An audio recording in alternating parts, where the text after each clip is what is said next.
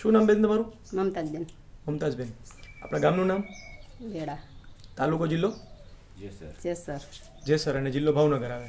દર્શક મિત્રો, ભાવનગર જિલ્લાનું જેસર તાલુકો છે અને ત્યાં બેડા ગામની અંદર આપણે એક બેનને મળી રહ્યા છે. બેનને શું તકલીફ હતી એ માહિતી એમની પાસેથી જ લઈએ આપણે, બરોબર?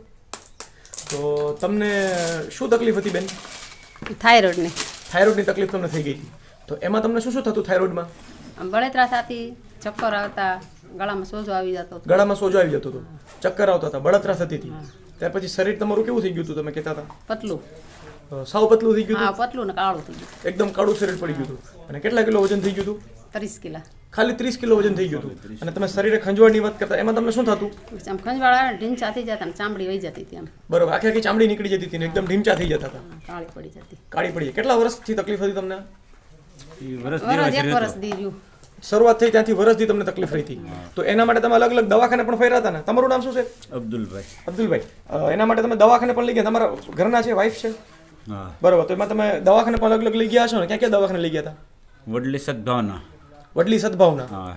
ત્યાર પછી? પછી ભીલ સાહેબ પ્રાઇવેટમાં. ભીલ સાહેબ પાસે લઈ ગયા હતા પ્રાઇવેટમાં. હા. પછી પડિયા સાહેબ. પડિયા સાહેબ પાસે લઈ ગયા હતા. હા. પછી વ્યાસ સાહેબ. વ્યાસ સાહેબ પાસે લઈ ગયા હતા. હા. એ પ્રાઇવેટ. બરોબર છે. આટલા દવાખાને ફર્યા તો ડોક્ટરો શું કહેતા? એ પછી ગળામાં નળી મૂકવાનું કીધું હતું, ભાવનગર લઈ જવાનું કીધું હતું. એટલે સોજો ગળામાં એટલો હતો કે ડોક્ટરે એવું કીધું કે નળી મૂકવી પડશે. ગળામાં કોજો ઘણો હતો હેઠે. અતિશય સોજો હતો. હા. અતિશય કોજો હતો. અને એમાં નળી મૂકવાનું કીધું. નળી મૂકવાનું કીધું. પછી અમે પછી ત્યાંથી દવા લઈને પછી અહીંયા આવ્યા ઘરે. અને ઘરે આવ્યા પછી આ ભાઈ પાસે પછી દવા લીધી. એટલે ધીમે ધીમે એનાથી એ દવા લાગુ પડતી ગઈ. એમ ઓલી દવા મેં બંધ કરી દીધી. એટલે તમે કઈ દવા લીધી હતી બતાવો જોઈએ મને. પેલી આ ટીકડી. આ આપણી ઇઝી ડિટોક્સ. હા. ઇઝી ડિટોક્સની ટીકડી તમે લીધી હતી, બરોબર છે? સવાર સાંજે એક જ ગોળી. હા. બરોબર છે. આ પૂરી થયા પછી બીજું કઈ વસ્તુ લીધેલી હતી? 3 ડબ્બા. આ નેચરામોર ફોર વુમન. દર્શક મિત્રો, આપણે જોઈ શકીએ છીએ તો નેચરામોર ફોર વુમન છે એ સ્ત્રીઓ માટેનો એક પાવડર છે. 40% પ્રોટીન, 13 વિટામિન્સ અને 10 મિનરલ્સ એડ કરી અને એક સારામાં સારું ઉચ્ચ ક્વોલિટીનું ન્યુટ્રિશન સપ્લિમેન્ટ બનાવેલું છે.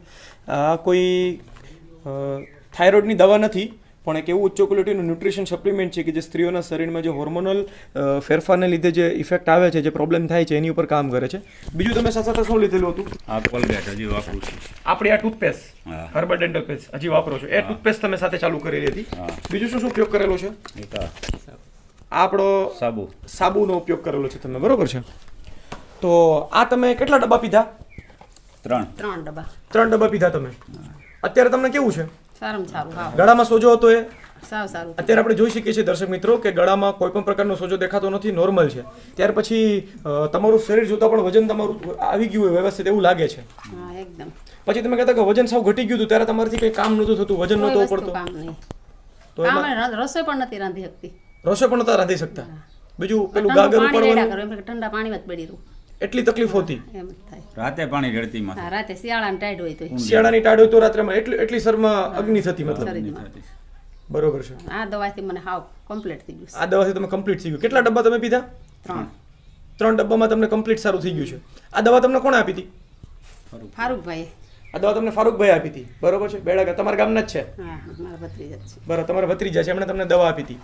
એટલે બીજા જે દર્દીઓ તમારા જેવા હોય, એ લોકોને આવી તકલીફ હોય, તો એ લોકોને તમે શું કહેવા માંગો છો? અમે કે બહુ સારામાં સારી દવા આપે છે ને અમે પણ એના નંબર આપીશ, ફોન નંબર આપીએ ફારૂકભાઈના. એટલે એ દવા અમને કહે કે અમને લેવડાવો તમે એમ.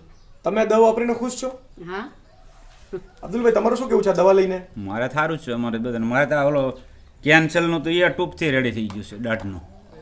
દાઢમાં તમને શું કીધું હતું ડોક્ટરે? મારે કેન્સરનું જ કીધેલું હતું ને. દાઢમાં ઓપરેશન થયા પછી અમદાવાદની દવા લેતો થતો હોય. એક વર્ષ દિવસ અમદાવાદની લીધી. હા, ટૂંકથી અને પછી આ કોલગેટ લીધી, પછી એ દવા બંધ કરી દેવી પડી. આપણી આ નેટસફ કંપનીની જે હર્બલ ડેન્ટલ પેસ્ટ છે, એ તમે ખાલી પેસ્ટનો ઉપયોગ કર્યો અને ડોક્ટર તમને જે કેન્સરની અસર કીધી હતી, એ તે અત્યારે એમાં એલું કાંઈ નથી. નહીં, કોઈ વસ્તુ નકર ચા, બીડી, ખાંડવાળી વસ્તુ કોઈ વસ્તુ નથી ખવાતી. કોઈ વસ્તુ ખવાતી નથી, તે બધું ખાઈ શકો છો. અત્યારે બધું હોલસેલ વસ્તુ. દર્શક મિત્રો, આ કોઈ કેન્સરની દવા નથી, આપણે એવું ના કહી શકીએ કે કેન્સરની દવા છે, પણ એક હર્બલ ડેન્ટલ પેસ્ટ કે જેની અંદર લીમ, લોંગ, એલોવેરા, લોધરા, આ 4 પ્રકારની જડીબુટી નાખેલી છે. આ એના ફાયદા છે. તો ખાલી એક પેસ્ટ વાપરવાથી તમારી જે કંઈ તકલીફ હોતી મોઢાની, બધી કમ્પ્લીટ દૂર થઈ ગઈ છે. આનંદથી થાય છે મારે. પ્રોડક્ટ વાપરીને ખુશ છો? હા, ખુશ છે. બંને જણા પ્રોડક્ટ વાપરીને ખુશ છો? બીજા જે દર્શક મિત્રો, બીજા જે દર્દીઓના પ્રોડક્ટ વાપરવી હોય તો એને તમે શું કહેવા માંગો અમે છો? આમ કહીએ છીએ દાદા સાહેબ ભગવાન દવા સિંહજી. સારી જ કાઢી છે ને અમે પણ નંબર આપી છે ટ્યુબના. તમે ખુશ છો? હા. સરસ, તમે જે માહિતી આપી તે બદલ તમારો ધન્યવાદ.